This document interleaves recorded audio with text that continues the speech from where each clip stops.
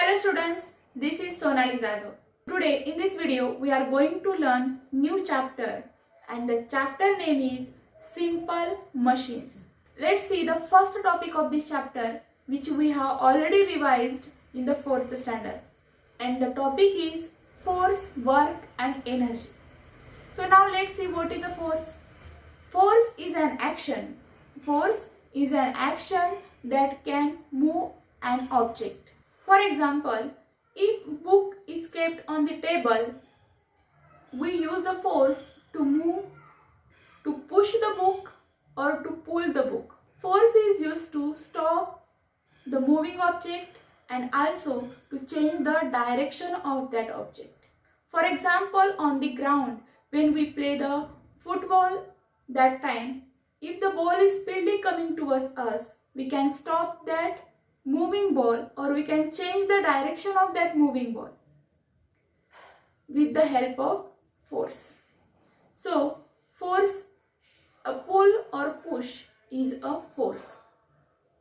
Whenever force is applied, our body uses energy. So, what is energy? Energy is the ability to do the work.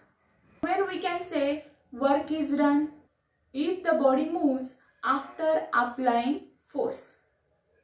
When you run or walk or jump, you move, means so you do the work. If you stand or sit in the same place, you do not do any work, so we cannot say the work is done. So when an object moves after applying the force, we can say work is done, and when object does not move after applying the force, then we cannot say the work is done. To make this work easy or simple or easier, we are using the machines. So our next topic is there, that's machines. So what is a machine? Machine is a tool or device which make our work easier. That is a machine. So machines help us to do work with a less efforts. Machines are the two types. First one, simple machines, and second one, complex machines. So first of all, we will see about these simple machines. Simple tools which are used at home to make our work easy, that are the simple machines. We use simple machines in our day-to-day activity or day-to-day life.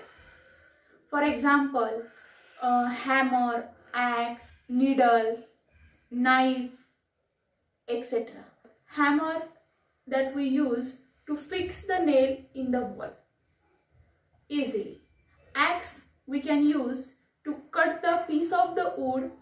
There are 6 types of simple machines: inclined plane, screw, wedge, wheel and axle, pulley and lever.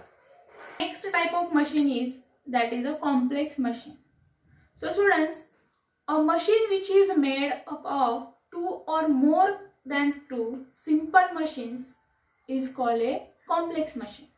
For example, washing machine, all the vehicles like car, bicycles, etc. These machines are made by the many parts. Now let's learn one by one all the 6 types of the simple machines. First type of the simple machine, that is inclined plane. So what is meant by inclined plane? A gradual sloping surface connecting to a lower level to higher level is called an inclined plane. For examples of the inclined plane, a ramp, a flight of stairs, slides, escalators, ladder, etc. It helps us to do the work with less efforts. It takes less efforts to push a heavy object up than it does to pick up or lift to the higher level or to push it up in a steep slope. Inclined plane make our work easy. This is a simple machine. In ancient time, inclined plane has been used to shift the heavy objects from the lower level to higher level. In Egyptian, use these inclined planes to move heavy objects or heavy stones while constructing the great pyramids. So this is a way inclined plane make our work simple and easy. Inclined plane is a gradual slope. Students, a winding road on a hill or mountain is also a gradual slope. It is not a steep slope. So the road that climbs the hillside is an inclined plane. So this winding road makes traveling through a mountain or hills with a less efforts or with a less difficulty. This is a way this inclined plane make our work easier. Next type of the simple machine, that is screw. Screw also is an inclined plane. A screw resembles a winding road. The groove which you are able to see on the screw are like the road on the hill. Yes, no? The groove rise from one end to the other. Every turn of a groove there is a tiny inclined plane. The grooves move the screw through the wood with a less efforts. The grooves help in providing the better grip. It is not easy to pull or pull out of the machine or piece of the wood.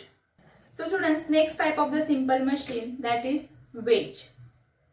So wedge is also an inclined plane. It has at least one slanting side forming sharp edge. See, look at this nail which is in my hand.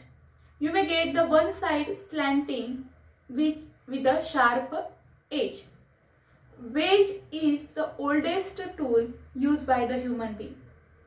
There are the many examples of the wedge we can give, which we are using at home, that needle, pin, even this knife, spear, etc. These are the examples of the wedge. In the olden days, spear is used to hunt the animals. The blade of the axe, it is also wedge. It used to split the block of the wood. Knife which you are using at home, that is also wedge. So all these tools have the one sharp slanting edge. So these all are the examples of the wedge. So students, next type of the simple machine, that is a wheel and axle. Wheel and axle together form a simple machine. A piece of rod attached to the center of the wheel is called an axle, and the wheel and axle move together if one moves to the other. Without an axle, a wheel cannot be used to as a machine. Means both are together form a simple machine. Wheel fix and axle move to carry the loads with less efforts. They are used to move heavy objects and to set the things in motion.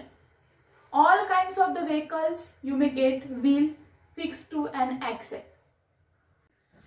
A wheel and axle are also part of a fan, mixer grinder, washing machines, the steering of a wheel of a car or bus, screwdriver, the knob of the tap.